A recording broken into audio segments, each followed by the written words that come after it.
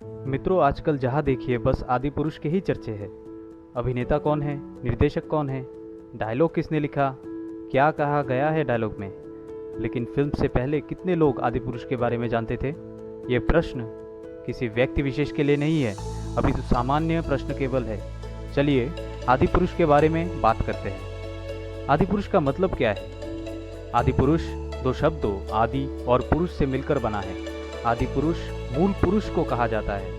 सबसे पहला पुरुष, किसी वंश या साम्राज्य की पहली कड़ी को आदि पुरुष कहा जाता है, जिससे किसी वंश की शुरुआत होती है। इसका दूसरा अर्थ परमेश्वर से भी होता है, क्योंकि संपूर्ण सृष्टि को बनाने वाला ईश्वर ही है और सभी जीव उसी के संतान हैं। कौन है आदि पुरुष? वेदों में आदि पुरुष क्या अर्थ है और किसे कहते हैं आदि पुरुष?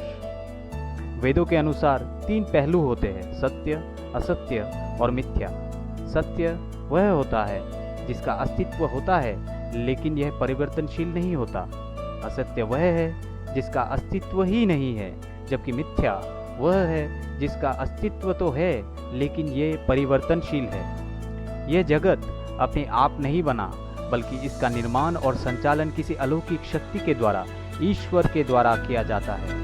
हिंदू मान्यताओं के अनुसार भगवान ब्रह्मा ने जगत का निर्माण किया।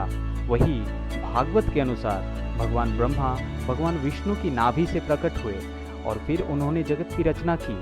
ऐसे में वैष्णव संप्रदाय के लोगों का मानना है कि भगवान विष्णु ही ईश्वर है, जो सर्वशक्तिमान और सर्वज्ञ है।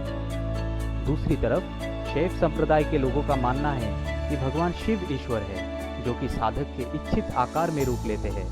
हालांकि भगवान शिव और भगवान विष्णु एक दूसरे की पूजा करते हैं। ऐसे में आदि पुरुष ईश्वर है, जिन्हें तो या तो भगवान शिव या भगवान विष्णु के रूप में जाना जाता है। भगवान विष्णु के अलग अलग युगों में इस जगत में भगवान राम और भगवान कृष्ण के रूप में जन्म लेने की बात रामायण और महाभारत महाकाव्यों में भी की गई है। एक बार देवी पार्वती को आश्चर्य हुआ कि भगवान शिव किसकी पूजा करते हैं, क्योंकि उनका मानना था कि भगवान शिव सर्वोच्च शक्ति है।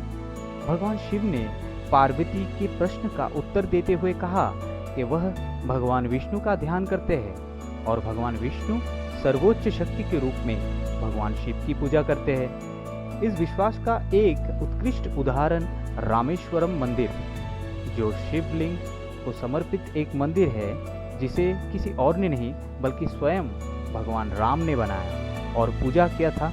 और भगवान राम भगवान विष्णु के 7वें अवतार थे। द्वापर युग में भगवान विष्णु ने भगवान शिव की पूजा की थी। इसलिए आदि पुरुष ईश्वर है, जिन्हें या तो भगवान शिव या विष्णु कहा जाता है। यदि कोई इसे शाब्दिक अर्थ में लेना चाहते हैं तो भगवान ब्रह्मा को आदि पुरुष कहा जा सकता है। जहाँ आदि का अर्थ प्रथम और पुरुष का अर्थ मनुष्य है। चूंकि भगवान ब्रह्मा सबसे पहले रचित थे, इसलिए उन्हें आदि पुरुष के रूप में भी संबोधित किया जा सकता है।